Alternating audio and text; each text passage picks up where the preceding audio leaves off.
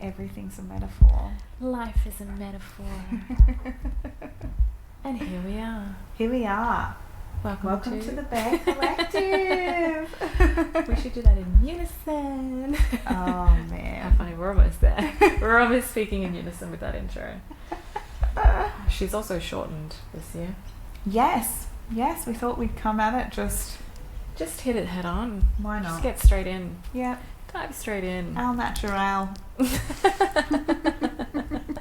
love it. On that note, we are still in the New Year kind of vibe, that kind of energy, and it had me thinking about how New Year is such a new year is such a metaphor for personal development work, in that, you know, we leave things behind in that previous year and we get to choose what we start in a new year. And that's really to make personal development work really simple.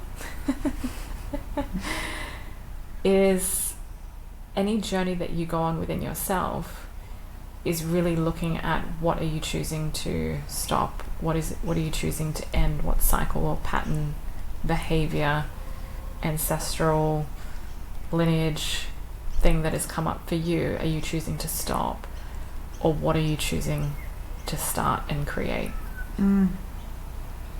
Simple, right? Simple yet effective.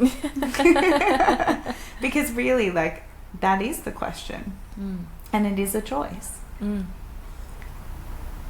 it's something that we've both been pondering and talking about for a long time on different notes, but you've kind of had one that come up for you.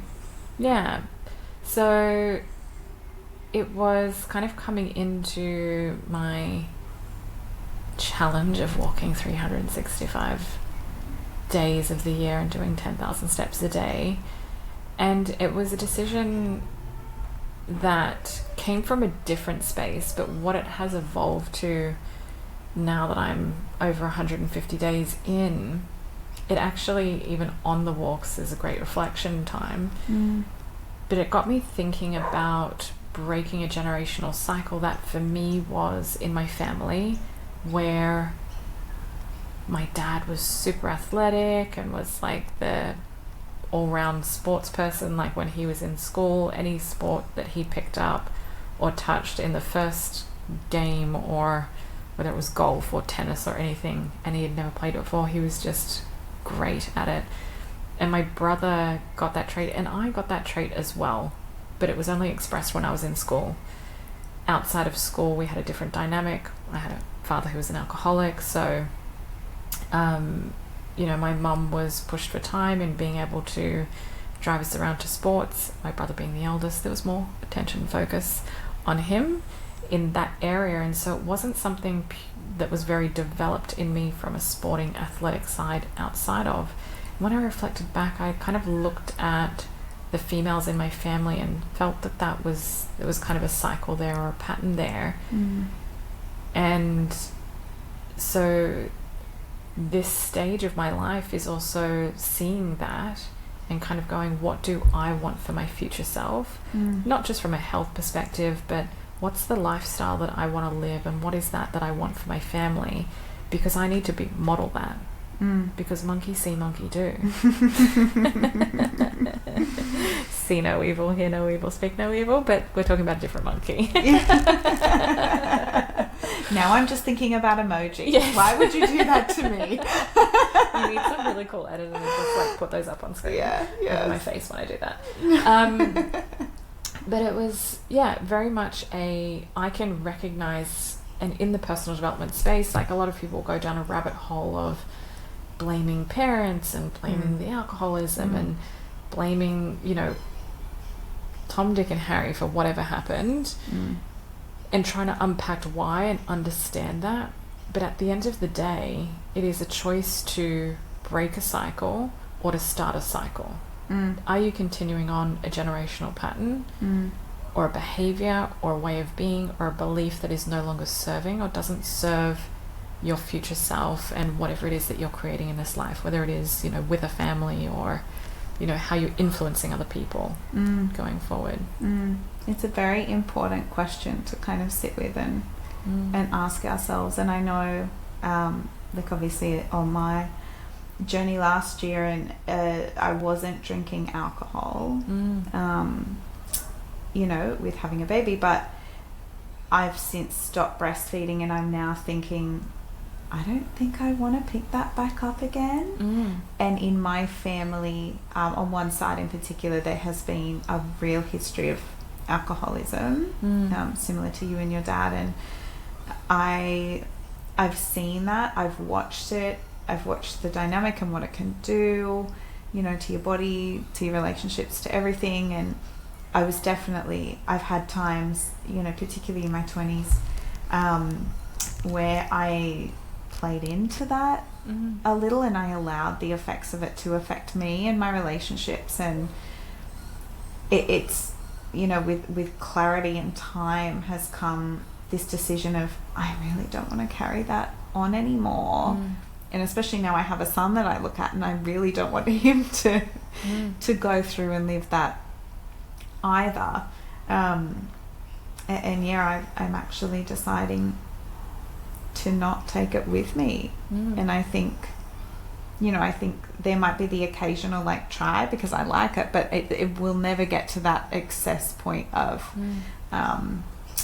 you know, oh, I have to do this. Like if I go to Italy, I'm going to try some red wine. I'm because not a drinker. I would like to to try Italian wine once at least in my life in Italy. Absolutely.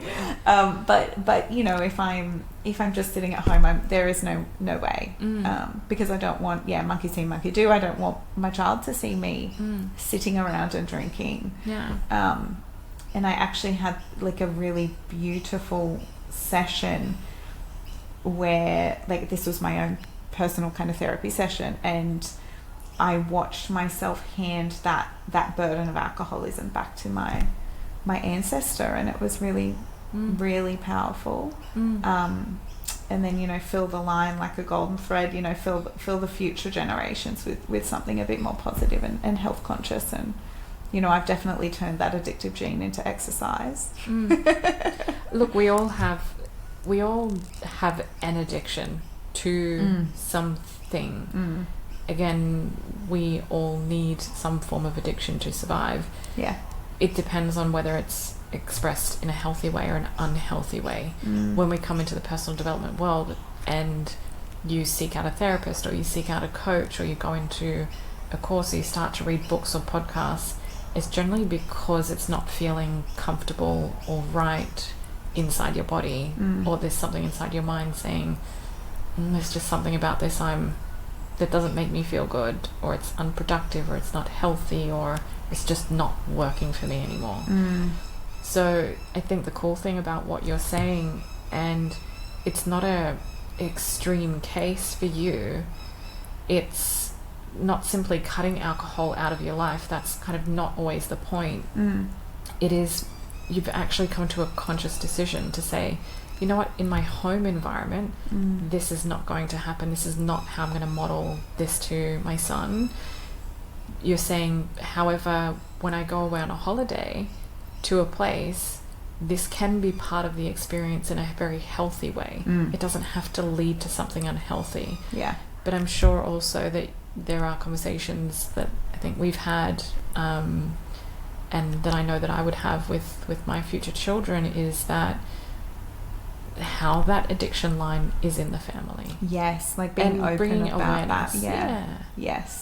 I think it's important, like, just so that they know what they might face challenges with. Funnily enough, I went to my astrologer to get my child's birth chart read, and he actually said, like, it's in his birth chart, like this addiction thing, is it in your side and your husband's side of the family? And I was like, yeah, both. Both. And he was like, okay, so that's his karma that you'll need to work with. And I, even just having that level of awareness, and I think part of that will be teaching him, yes, this is in your lineage. You know, and that hopefully it's not something he has to work on too hard, but if it is, at least he'll know that that's there from the get-go. And he'll have that choice from the get-go. Whereas, you know, with me, it was not so openly talked about unless like a particular grandparent in my family would call and one of my parents would look at the phone and go, yeah, no, I'm not going to answer that. It's after 5 p.m. I had that. You had that, yeah. And it's like, that's how you find out, instead of, sitting down.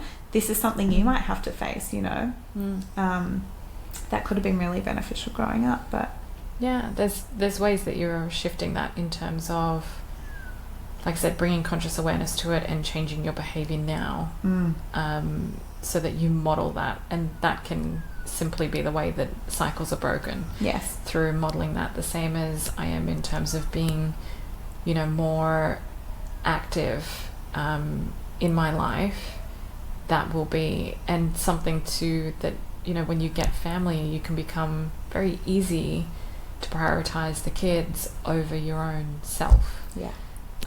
This is a lot of work that we do with women where there's a loss of identity or a loss of self because of that prioritization.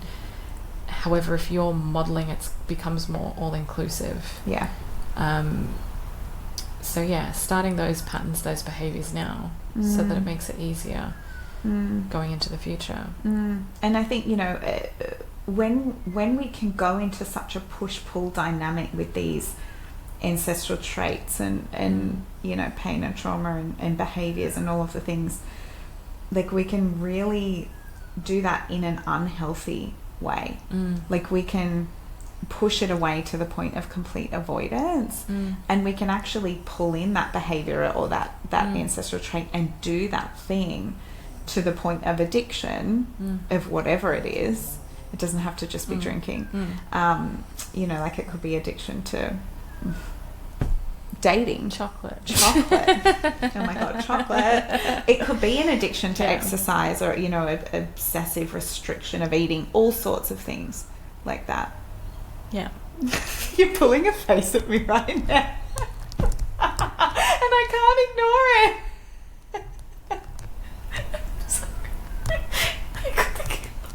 I have to pause because she's got the giggles. Have a pause. Okay, so Larissa was laughing at my bicep. It's the Chris Hemsworth picture. I'm going to show you something that explains what is happening to her right now.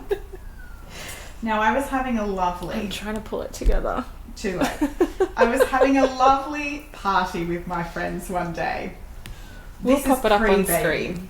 And I called it the jacaranda party because I have the most amazing jacaranda tree that flowers, every October, November out the back of my house here. Anyway, me and my friends, we don't get together very often, this group. So when we're all there, it's momentous. We take a photo. I crouched down for the photo because beautiful Saber here on the couch was squatting in front of me, and I was like, well, he's here, I'm just going to give him a pat for this photo. And it meant that somebody else could kind of be seen behind me. This story's getting really elongated. Anyway, the photo and the way my biceps look in the photo, I could only think of one other person that looked like this. She's gonna lose it. And I was like, I have a doppelganger. You do. I do. Okay, and I did this with 2 different photos of this person. Oh my gosh, it was so red.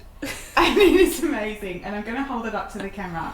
Now, this is take 1 of my comparison to my brother, Chris Hemsworth.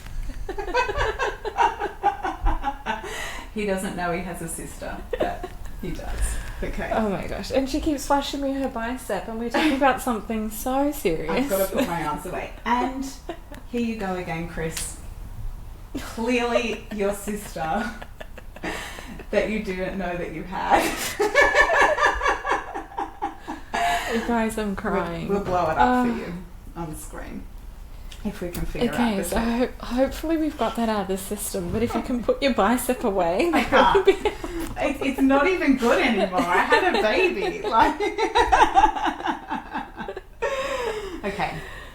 Oh my gosh, talking about something, personal development, very distracted by Jazzy's bicep. But essentially going back to the topic. Let's, please. Let's take a breath, is when you come into the personal development space, you are essentially looking to your environment and what you've grown up in. That's how it all kind of starts. I think that's the trigger point really. Yes. for people coming in. And I want you to know that that's also okay, because whatever environment you grew up, those people were doing the best that they could with the information that they had. And that used to be something that used to really trigger me, because, you know, you always want them to have done better so that you felt a bit more healed or not as traumatized. But it truly is. And that's where, once you know better, do better.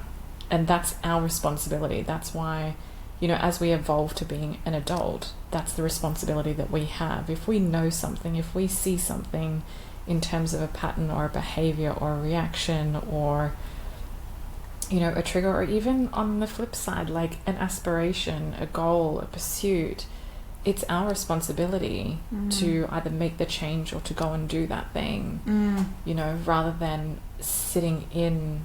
And this is where sometimes the personal development work, if you've gone on a journey where you've been, you know, doing something for a really long time and you're still stuck talking about the same cycle, the same patterns, it's because you're still living in them and you're not actually choosing the change to break the cycle. Absolutely. And you're still maybe sitting in blame, you know, and you haven't quite progressed past that point, which is fine. I think we are all there at some point, but absolutely. But moving beyond it is where, you know, the next step of the journey, I suppose. And I'm at a place where I love looking at lessons in things, and, you know, something we can do is kind of look at, okay, yes, that is what I learnt from that parent, and yes, that is what I observed and learnt from my other parent or caregiver, whatever it is, and if you join those together, what is the underlying teaching that you're here to learn? What is the underlying answer that you are here to find? And if you could summarize like your life so far in one question, what would that be? So for example, I learned a lot about love and relationships and the dynamics of those things from my parents, and a lot of my personal reflections and lessons have come out of some really difficult times in relationships, you know, and in particular how I maybe showed up in the end. And I'm finding that a lot of my lessons are around love and relationships, and funnily enough, in my work, a lot of my purpose comes from working with people in love and relationships. And I found that my deeper wounding came from a place of feeling unlovable. So again, love. And so I think for me, a big part of my journey is and purpose is around finding that for myself and helping others find it for themselves. That's beautiful, Jazzy. Yeah, thank you. So, you know, if you can find a way to look at it from a place of what question am I here to answer? Yeah, I think also the picture that you painted with, you know, taking a look at the lessons from kind of like both of your parents. Another aspect is to look at it from, if you want to look at it in a practical way, is what are the best practices that each parent did? What were their, you know, other ways you might phrase it might be like, what are their strengths? What were they good at? And look at whether you are embodying those things or you're living by those values or carrying those things out. That's an aspect of like how you can refine and do better in that space. But then you can also look at it from the flip side, which is the place that we tend to look at first, and highly encourage, look at the negative side first. What is it that you didn't like? Yeah, it's easier, right? Yeah, sometimes. That fills out, you know, a lot of the page a lot quicker. Right, yes. And that's our bias.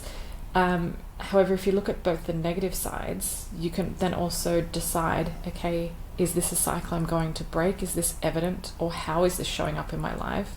Because simply denying that it doesn't exist, if you lived in a household where that was modeled to you, there's going to be an imprint of that in your life in some way. Yeah. So if that's showing up in your life, how would it show up? So that you can clean up that area and make it into a more healthy and productive way that benefits you and serves you going forward. So we almost have like the ancestral like pains, traumas, etc. And we also have heirlooms. Oh, that's sweet. Yeah, I stole it, but yes. I've picked Everything that up this life is borrowed. Yes. But we have heirlooms. Yeah. Yeah. I like that. I think that's where we leave it. Well, thank you for listening, watching, subscribing. Thank you for sitting with us in the humour about my biceps and Larissa losing it. And if anybody listening knows Chris Hemsworth, like, please inform him he has a sister he didn't know about. Yeah. Show him that picture. Screenshot that. Send it to his DMs. Yeah. Yeah. Maybe he'll pick me up. God, it's golden. We gotta go. She's gonna lose it again, people. Bye. Bye.